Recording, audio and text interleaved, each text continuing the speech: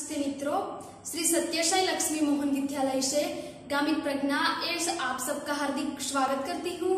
कक्षा 6 विषय हिंदी इकाई 3 जरा मुस्कुराइए। साहित्य प्रकार है चुटकुले।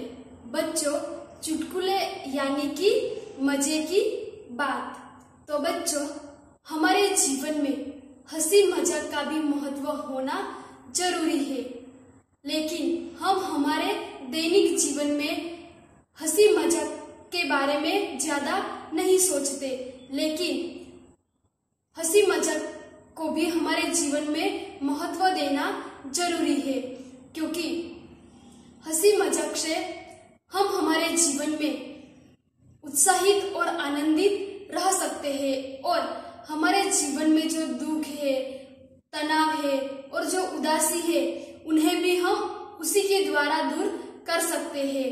तो इसीलिए बच्चों, हमारे जीवन में हंसी मजाक का भी बहुत महत्व है। तो बच्चों, आज हम ऐसे ही चुटकुले के बारे में इस इकाई में समझेंगे। जो इकाई 3 है, जरा मुस्कुराइए। तो बच्चों, जीवन में हास्य का बहुत ही महत्व है। तो हमारे जीवन में बच्चों हास्य का बहुत महत्व है। हास्य जीवन के दुख को भुलाकर नई उमंग भर देता है। तो हास्य हमारे जीवन में जो हमारा दुख है उन्हें दूर करके हमारे जीवन में नया उमंग, नया उत्साह भर देता है। हंसने से हमारा स्वास्थ्य अच्छा रहता है और हंसने से हमारा स्वास्थ्य भी अच्छा रहता है। तो बच्चों, आइए कुछ ऐसे चुटकुले पढ़ें कि जो आपको मुस्कुराने के लिए मजबूर करेंगे। तो बच्चों, अब हम चुटकुले के बारे में देखते हैं। प्रथम चुटकुले है कि मालिक किराएदार से, तुम मुझे किराया क्यों नहीं देते? क्या कहता है मालिक कि किरायादार से कहता है कि तुम मुझे किराया क्यों नहीं देते? तब किरायादार क्या कहता है कि आपने ही तो कहा था इसे अपना ही घर समझना। क्या कहता है किराएदार कि आपने तो मुझे कहा था कि उसे अपना घर समझना। तो यहाँ पर जो मालिक है वो किराएदार के पास आकर उनका किराया मांग रहा है। तब किराएदार क्या कहता है कि मालिक आपने तो कहा था कि उसे अपना ही घर समझना। यहाँ पर मालिक अपना ही घर समझना यानी कि कहने जा रहा था कि जैसे हम अपना घर साफ रखते हैं, इसी प्रकार आपको ये घर भी अच्छी तरह से साफ रखना है। लेकिन किराएदार क्या कहता है कि आपने तो कहा था कि उसे अपना घर समझना, और इसलिए किराएदार किराया देने के लिए तैयार नहीं है। बच्चों, दूसरा है सोनू का सिर फट गया। डॉक्टर सोनू से, यह कैसे हुआ? सोनू डॉक्टर से, मैं पत्थर से कील ठोक रहा था। एक आदमी ने मुझसे कहा, गधे, कभी खोपड़ी का तो इस्तेमाल कर लिया कर। तो सोनू डॉक्टर के पास जाता है और सोनू का सिर फट गया था। तब डॉक्टर सोनू से कहता है कि यह कैसे हुआ? तब सोनू डॉक्टर से क्या कहता है कि मैं एक पत्थर से कील ठोक रहा था। तब एक आदमी ने मुझसे आकर कहा कि गधे, कभी खोपड़ी का भी इस्तेमाल कर लिया कर। क्या कहता है आदमी कि कभी खोपड़ी का भी इस्तेमाल किया कर, यानी कि वो पत्थर से कील ठोक रहा था। तो वो आदमी है वो कहने जा रहा था कि आप अपनी हथेली से भी पत्थर को ठोक सकता है। इसलिए वो आदमी है वो कहता है कि कभी खोपड़ी का भी इस्तेमाल कर लिया कर। और वो सोनू अपने सिर से पत्थर को ठोकने लगता है, और इसलिए यहाँ पर सोनू का सिर फट गया है। उनके बाद है जरा ऊंचा बोलो। तो यहाँ पर एक आदमी है और यहाँ पर एक आदमी, यहाँ पर एक टेबल, दूसरा, तीसरा और उनके ऊपर एक आदमी टेलीफोन से बात कर रहा है। तो यहाँ पर है जरा ऊंचा बोलो। तब वह आदमी कहता है माफ़ करें अंकल, इससे ऊंचा होकर मैं नहीं बोल सकता। उनके बाद है यहाँ पर दो आदमी है, यहाँ पर एक बच्चा है और यहाँ पर उनके पिता है। डब्बू, इतिहास में तुम फेल कैसे हो गए? क्या कहते हैं कि डब्बू, इतिहास में तुम फेल कैसे हो गए? तब उत्तर क्या देता है बच्चा कि क्योंकि सभी प्रश्न उस समय के पूछे गए थे जब मैं पैदा भी नहीं हुआ था। क्या कहता है कि इतिहास में फेल हो गए क्योंकि इतिहास के अंदर सभी प्रश्न उस समय के पूछे गए थे जबकि मैं पैदा भी नहीं हुआ था। और बच्चों यहाँ पर तीसरा है मुन्ना, पापा कल मैंने रात के 1:30 बजे तक पढ़ाई की। पिता, शाबाश बेटे, लेकिन रात को 11 बजे के बाद तो सारे मोहल्ले की लाइट चली गई थी। मुन्ना, सच? मैं तो पढ़ने में इतना मगन था कि मुझे पता ही नहीं चला। यहाँ पर बच्चों मगन यानी कि मग्न, तल्लीन, पढ़ने में तल्लीन होना। तो यहाँ पर जो बच्चा है मुन्ना है वो क्या कहता है उनके पापा को कि पापा कल मैंने रात के 1:30 बजे तक पढ़ाई की। और उनका पिता क्या कहता है कि शाबाश बेटे, लेकिन रात को 11 बजे बाद तो सारे मोहल्ले की लाइट चली गई थी। तब मुन्ना क्या कहता है, सच? मैं तो पढ़ने में इतना मगन था कि मुझे पता ही नहीं चला। तो बच्चों यहाँ पर जो मगन है वो उनके पिता से झूठ बोलता है क्योंकि वो तो पढ़ाई कर ही नहीं रहा था और इसलिए उन्हें पता ही नहीं था कि रात को 11 बजे लाइट चली गई थी। उनके बाद है यहाँ पर डाक खाना। तो मैं डाक खाने जा रहा हूँ। ये जो व्यक्ति है वो क्या कहता है कि मैं डाक खाने जा रहा हूँ। तब ही कितना भूखा है, कागज पत्र भी खा जाता है। तब ये व्यक्ति क्या कहता है, ये जो आदमी है वो क्या कहता है कि मैं डाक खाने यानी कि टपाल पोस्ट पर जा रहा हूँ। तब ये आदमी क्या समझता है कि कितना भूखा है कि कागज पत्र भी खा जाता है। तो बच्चों मैं आशा रखती हूँ कि आपको ये चुटकुले सुनने में मज़ा आई होगी। और बच्चों ऐसे चुटकुले सुनकर हमें आनंद मिलता है और हम प्रसन्न हो जाते हैं, इसलिए ऐसे चुटकुले हमें सुनना भी ज़रूरी है। तो बच्चों मैं आशा रखती हूँ कि ज़रा मुस्कुराइए में जो चुटकुले हैं उनके बारे में आपको अच्छी तरह समझ आ गई होंगी। बच्चों यहाँ पर है अभ्यास। अभ्यास का प्रथम प्रश्न है कि सामयिक को अखबारों में से चुटकुले पढ़िए, कक्षा में सुनाइए। आपने जो चुटकुले सुने या पढ़े हो उन्हें लिखिए। तो बच्चों हमें अखबारों यानी कि समाचार पत्र में से चुटकुले पढ़ना है और हमें दूसरों को सुनाना भी है और हमें लिखना भी है।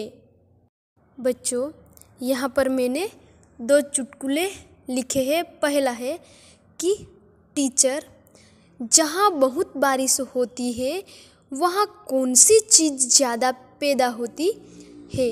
तब छात्र क्या उत्तर देता है, जी कीचड़। और दूसरा है पिता, लंका को सोने की लंका क्यों कहते थे?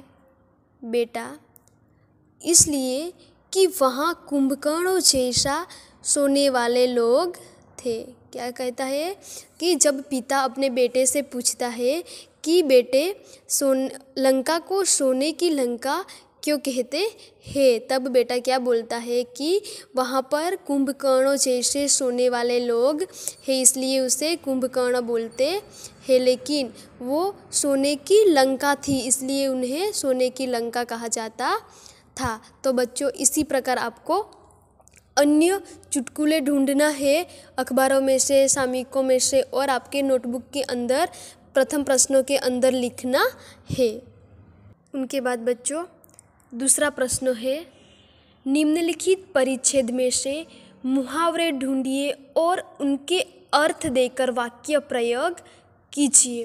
तो बच्चों, यहाँ पर परिच्छेद दिया हुआ है, उन परिच्छेद में से हमें मुहावरे को ढूंढना है और उनका अर्थ देना है, और अर्थ देकर हमें वाक्य प्रयोग करना है। तो हम देख सकते हैं कि रमेश पढ़ाई में होशियार लड़का है, इसलिए रमेश पिताजी की आँखों का तारा है। तो यहाँ पर है मुहावरा आँखों का तारा। उनका अर्थ होगा बच्चों बहुत प्यारा, और आँखों का तारा यानी कि अर्थ है बहुत प्यारा। और हमें वाक्य बनाना है कि नंदिनी अपनी माँ की आँखों का तारा है। उनके बाद है, इस साल रमेश ने कमर कस के परीक्षा की तैयारी की। यहाँ पर मुहावरा है बच्चों कमर कसना। उनका अर्थ है अच्छी तरह तैयार होना। हम वाक्य बना सकते हैं उनके बारे में कि नीलम ने परीक्षा में प्रथम आने के लिए कमर कस ली है। उनके बाद तीसरा है, जब वह परीक्षा देने गया तो उसका ईद का चांद मित्र महेश का नंबर भी उसके नज़दीक था। यहाँ पर है बच्चों मुहावरा कि ईद का चांद होना मतलब है बहुत दिन बाद मिलना। उनका वाक्य होगा, आजकल तुम ईद के चांद हो गए हो, दिखाई नहीं देते। उनके बाद है, महेश आस्तीन का सांप निकला और वह अध्यापक की नज़र चुरा के रमेश की कॉपी में से नकल कर रहा था। तो यहाँ पर है बच्चों मुहावरा आस्तीन का सांप का मतलब है कपटी मित्र, यानी कि मित्र बनकर शत्रु जैसा व्यवहार करना। उनका वाक्य बनेगा कि मैंने मनोज पर पूरा विश्वास किया लेकिन वह आस्तीन का सांप निकला। उनके बाद है, नज़र चुराना यानी कि किसी का ध्यान न जाए इस तरह काम करना। तो हम उनके लिए वाक्य बना सकते हैं कि अपराधी पुलिस की नज़र चुराकर भाग गया। और उनके बाद है,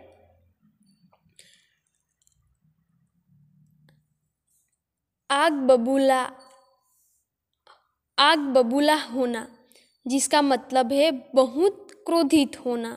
तो नौकर से गुलदस्ता टूट जाने पर मालकिन ने आग बबूला हो गई। तो इसी प्रकार बच्चों दूसरे प्रश्नों में आपको मुहावरा ढूंढकर उनका अर्थ देना है और अर्थ के साथ वाक्य भी बनाना है। उनके बाद प्रश्नों 3 है, रेखांकित शब्दों के लिंग बदलकर वाक्य फिर से लिखिए। तो बच्चों यहाँ पर जो लिंग दिया हुआ है वो स्त्रीलिंग में है, तो उनका हमें पुल्लिंग में करना है, और पुल्लिंग हो तो उन्हें हमें स्त्रीलिंग में करना है। तो हम प्रथम वाक्य को देखते हैं कि मेरे दादाजी यात्रा पर गए हैं। तो वाक्य लिंग परिवर्तन कैसे होंगे? तो मेरे दादाजी की जगह क्या आएंगे?